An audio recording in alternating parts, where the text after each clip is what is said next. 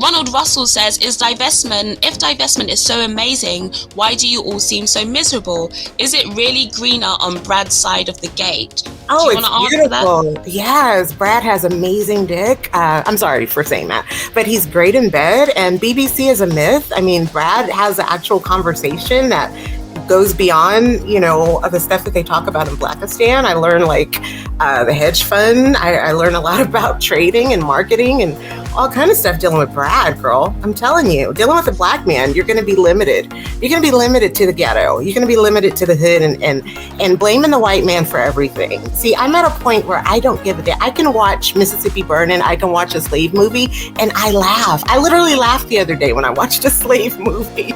I was like, look at these big burly black men. They're sitting there with chains around their necks and they're pissed off. It's like, you're so big and black. Like, I thought black men were chains. You know what I mean? So I just don't respect black men. Guys, listening to someone like that speak tells me something very easy. Either this person has lost touch with reality, or, you know what? They're putting on a facade. So, I have heard this lady before, and I think a lot of things she says is a bit provocative and meant to be provocative. But you know what? Let's dive into something that I wanted to chat about. The Manosphere benefits, the Black Manosphere benefits from having Jessica X in it, because Jessica X gets to get these people on and have them speak themselves into a corner. Because most times we know a lot of these divestors, it's just cap. It's all cap. All of it is fake and fantasy. But guess what? Jessica did the homework years ago on this one, and she knows what the true story is. So this is very interesting. Please listen to the next part to hear what this whole fantastic life with Brad is like. Her Brad, how great it was. So let's listen. Oh my gosh, it's so refreshing to hear a black woman being completely honest about interracial dating. I myself am with a white man, been with this man for 6 years, and I agree with everything Chrissy said 100%. We black women tend to view interracial dating through rose-colored glasses instead of being painfully honest. I love my man very much, but I must admit that this is the most mentally stressful relationship that I've ever been in. When I first started dating him, I literally thought I had found Jesus. LOL. I'm embarrassed to admit this, but he's been physically and verbally abusive to me in the past, even hit me while I was pregnant, but I still stayed. I lost the baby due to stress. There's also other things that I put up with him, but I'm too ashamed to discuss it here.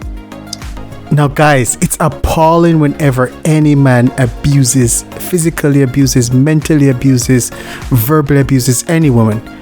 That's appalling.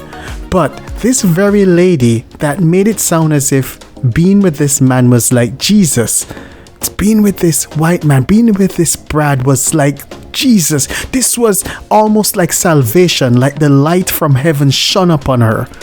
She, in her low point, had to admit that this man was beating her while she was pregnant.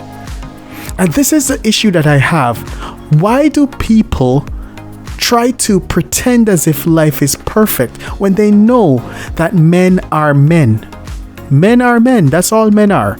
And some men are abusive, some men aren't. You have to vet.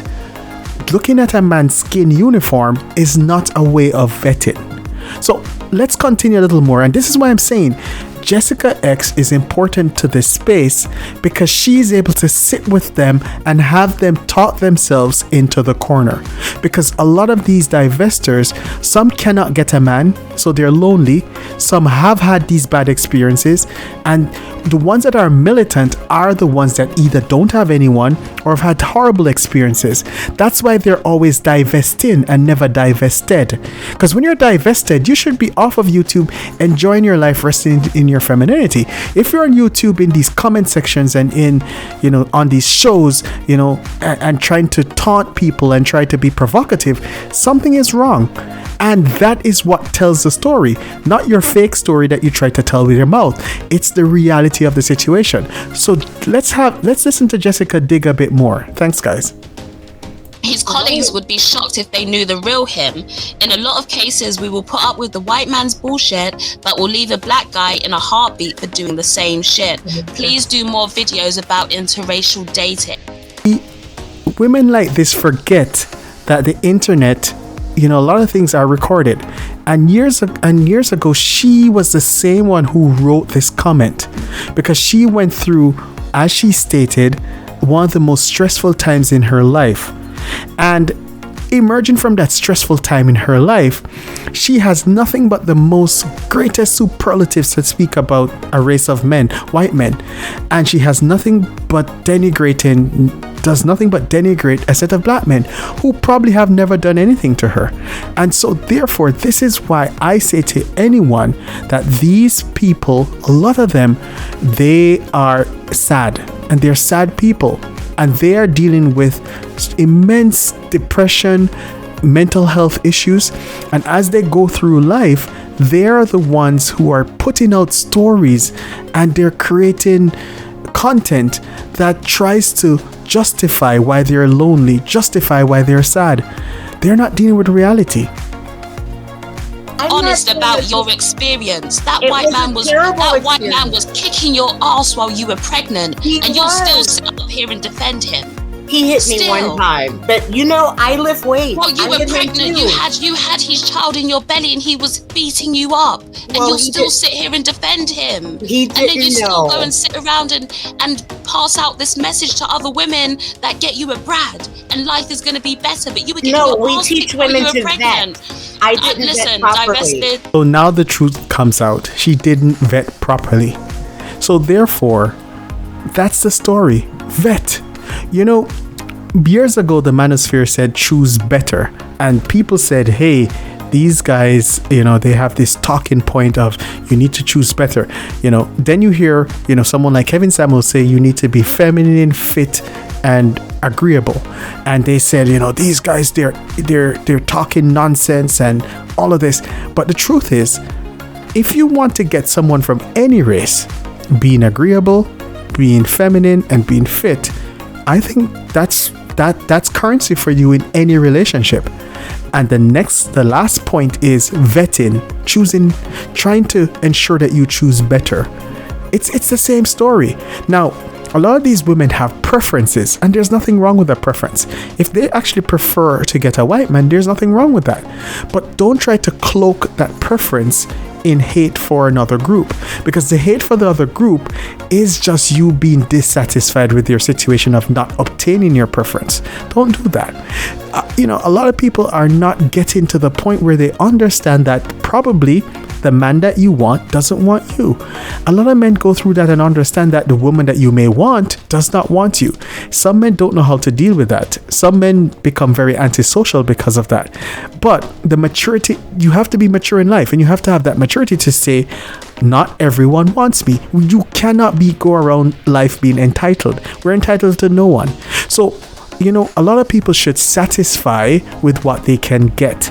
And if you can't get it, don't turn that into anger about what is available. So guys, I'll leave you with this, but one last thing I want to say about Jessica X. A lot of people in the Manosphere, especially the Pookies in the Manosphere, don't like Jessica X because they think that she has this, a large audience and she gets all these cash apps and all that, and they're jealous of it.